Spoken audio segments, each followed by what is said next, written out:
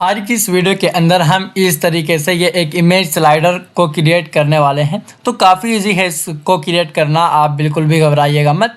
यहाँ पे कुछ इस तरीके से आप इंडिकेटर दिखा सकते हो। अब आप अगर चाहो तो ये यहाँ पे टेक्स्ट भी शो करवा सकते हो और काफ़ी सारी चीज़ें हैं जो आप यहाँ पे एक्सप्लोर कर सकते हो। मैं आपको ये सिंपल सा एक बार बना करके दिखा देता हूँ, फिर जब आपको एक बार कॉन्सेप्ट समझ में आ जाएगा फिर आप यहाँ पे तरह तरह की चीज़ें कर सकते हो। तो हम यहाँ पे इस काम को करने के लिए यूज़ करने वाले हैं इस वाई लाइब्रेरी को, डेन कोस्कुन। हो सकता है मैं इसको सही तरीके से प्रोनाउंस ना कर पा रहा हूँ। बाकी इसी लाइब्रेरी को हम यूज़ करने वाले हैं। इस वाई लाइब्रेरी का लिंक मैं आपको इस वीडियो के डिस्क्रिप्शन बॉक्स में भी दे दूँगा। तो आपको इस वाई लाइब्रेरी पे आना है और एक बार के लिए नीचे आ जाना है, क्योंकि आपको इसकी डिपेंडेंसी ऐड करनी होगी। सेटअप में आपको मिल जाएगी इसकी लाइब्रेरी ये वाली। तो आपको यहाँ पे इम्प्लीमेंटेशन इस वाली को यहाँ से कॉपी कर लेना है। एंड्रॉइड स्टूडियो में आकर के प्रोजेक्ट पे और गैडल स्क्रिप्ट्स के अंदर build.gradle मॉड्यूल वाले के अंदर आकर के आपको यहाँ पे इस वाले डिपेंडेंसीज के अंदर कहीं पे भी इसको ऐड कर देना है। और मैं यहाँ पे टाइप भी कर देता हूँ इमेज स्लाइडर।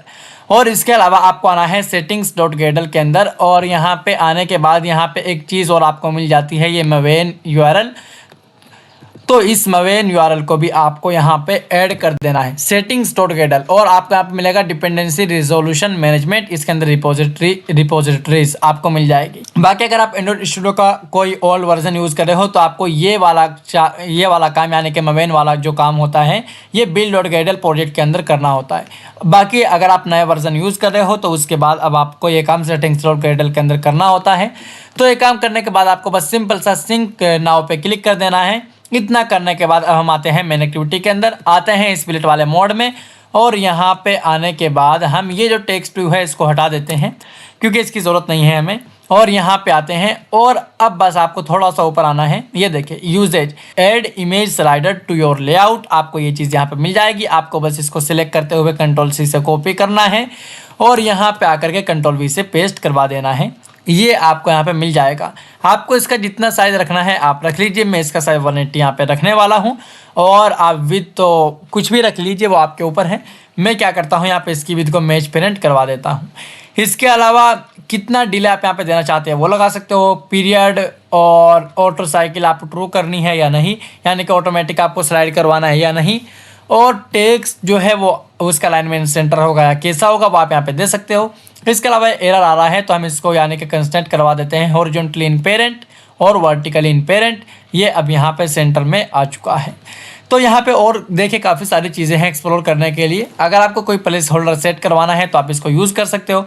अगर आपको ईयर इमेज सेट करवानी है तो आप ये यूज़ कर सकते हो। इसके अलावा आपको डॉट, अनसेलेक्टेड डॉट, आपको यानी कि क्या करवाना है वो आप यहाँ पे यूज़ कर सकते हो। इसके अलावा आपको एक्टिविटी के अंदर क्या करना होगा, एक इमेज लिस्ट सबसे पहले आपको क्रिएट करनी होगी। उसके अलावा आपको फिर यहाँ पे इस तरीके से इनको ऐड करना होगा इमेजेस को लिस्ट के अंदर, और फिर यहाँ पे आपको इमेज स्लाइडर के अंदर लिस्ट को सेट करवा देना होगा। तो ये वाला काम जल्दी से हम एक बार यहाँ पे कर लेते हैं। हम आते हैं मेन एक्टिविटी डॉट जावा के अंदर, और यहाँ पे आने के बाद हम यूज़ करेंगे इमेज स्लाइडर और इसका नाम दे देंगे लाइक इमेज स्लाइडर। और यहाँ पे आते हैं अब नीचे ऑन क्रिएट के अंदर image slider is equal to find view by ID r.id.image slider, और लास्ट में लगा देंगे सेमीकोलन। ये इमेज स्लाइडर इसका नाम है, ये तो आपको पता ही होगा। इसके बाद अब हम आते हैं यहाँ पे नीचे और इमेज एक लिस्ट बना लेते हैं, लिस्ट। और इसके अंदर हम यूज़ करेंगे स्लाइड मॉडल को। और ये स्लाइड मॉडल आपको बनाना नहीं होता है, ये पहले से इस लाइब्रेरी के अंदर आता है। आप इसका यहाँ पे कोई भी नाम रख सकते हो, like slide model list is equal to new array list, और लास्ट में लगा दीजिए सेमीकोलन। अब ये जो हमने लिस्ट बनाई है इसके अंदर हमें डेटा को ऐड करना है। Slide model list dot add new slide model. अगर आप ड्रॉएबल से ले रहे हो तो r.drawable.banner1, जैसे मैं यहाँ पे ड्रॉएबल से ही ले रहा हूँ। उसके बाद कोमा लगा करके आपको यहाँ पे स्केल टाइप देना है। लाइक मैं यहाँ पे स्केल टाइप दे देता हूँ स्केल टाइप डॉट फिट। काफ़ी सारे हैं ये, जैसा कि आप इनको एक्सप्लोर कर सकते हो। डॉट लगाइए, फिट है, सेंटर क्रॉप है और सेंटर इनसाइड है। अगर आपको इनके एग्जाम्पल देखने हैं तो आप वैसे तो एक्सप्लोर करके देख सकते हो, यानी कि एक एक को यूज़ करके। बाकी आप यहाँ पे भी देख पा रहे होंगे, centre crop, centre inside, fit, no scale, मैंने आपको पहले ही बताया था। ओके, लास्ट में लगा दीजिए सेमीकोलन, और मैं 2-3 बार डुप्लीकेट कर लेता हूँ। यहाँ पे 2 वाला बैनर आ जाएगा मेरा। और यहाँ पे 3 वाला। ये बैनर मैंने अपने ड्रॉएबल के अंदर ऐड करके रखे हुए हैं। आप यहाँ पे देख पा रहे होंगे बैनर 1, बैनर 2 और बैनर 3। और लास्ट में आपको स्केल टाइप तो देना ही होता है। अब इसके बाद बस आपको जो आपका इमेज स्लाइडर है, image slider dot set image list, और इसके अंदर आपको ये जो आपकी लिस्ट है स्लाइड मॉडल लिस्ट, इसको सेट करवा देना है। ओके, बस इतना सा काम ही आपको करना होता है। ये 4-5 लाइन आपको कोड की लिखनी होती हैं और आपका ये जो इमेज स्लाइडर है क्रिएट हो जाता है। अब हम इस वाले एप्लीकेशन को रन कर रहे हैं, इंस्टॉल हो रहा है और ये देखिए लॉन्च भी हो चुका है। अब लोडिंग, जब तक लोड नहीं होता ये लोडिंग इस तरीके से लिखी हुई आती है और लोड होने के फ़ौरन बाद ये देखिए इमेजेस कुछ इस तरीके से आनी शुरू हो गई है।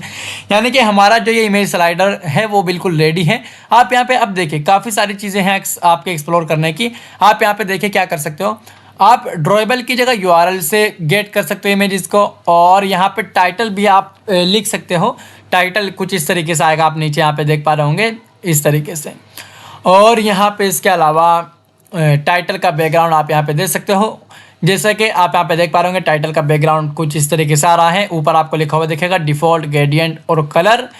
इसके अलावा अच्छा कलर आप तो डायरेक्ट दे सकते हो, ग्रेडियंट आप ड्रॉएबल से दे सकते हो, कलर आपको यहाँ पे देखिए देकर भी दिखाया गया है। बिल्कुल सब कुछ यहाँ पे आपको लिखा हुआ दिखाया गया है।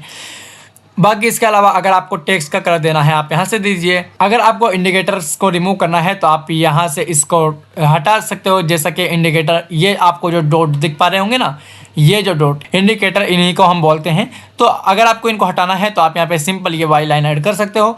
अगर आपको इमेज पे क्लिक लिसनर लगाना है, सेट आइटम क्लिक लिसनर को आप यहाँ पे यूज़ कर सकते हो। और इसके अलावा अगर आपको एनिमेशन लगानी है तो आप यहाँ पे इसको यूज़ कर सकते हो। आपको 14 एनिमेशन यहाँ पे मिलती हैं। एनिमेशन लिस्ट पे अगर आप जाओगे तो आप यहाँ पे देख पा रहे होंगे zoom in, zoom out, depth, slide, cube in, cube out और भी काफ़ी सारी हैं। यानी कि आपको एनिमेशन यहाँ पे मिल जाती है और 14 वहाँ पे, हाँ ठीक है, 14 एनिमेशन आपको मिल जाती है। इसके अलावा आपको यहाँ पे देखिए लिखा हुआ है you can add stop and start auto sliding again. तो आपको यानी कि क्या पीरियड रखना है इसका, और स्टार्ट स्लाइडिंग कब स्लाइडिंग को स्टार्ट करना है और कब स्टॉप करना है, ये सारी चीज़ें आप यहाँ पे कर सकते हो। तो देखिए काफ़ी ज़्यादा इजी है ये लाइब्रेरी, मुझे काफ़ी अच्छी लगी। इस वाली लाइब्रेरी का लिंक आपको इस वीडियो के डिस्क्रिप्शन बॉक्स में मिल जाएगा।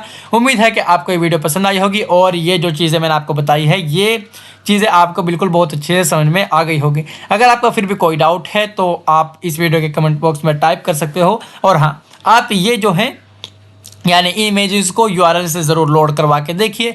और अगर आप फायरबेस या कोई भी आप यूज़ कर रहे हो तो आप वहाँ से भी इमेजेस को यहाँ पे लोड करवाने की कोशिश कीजिए। तो काफ़ी अच्छी लाइब्रेरी है ये, इसका फ़ायदा उठाइए।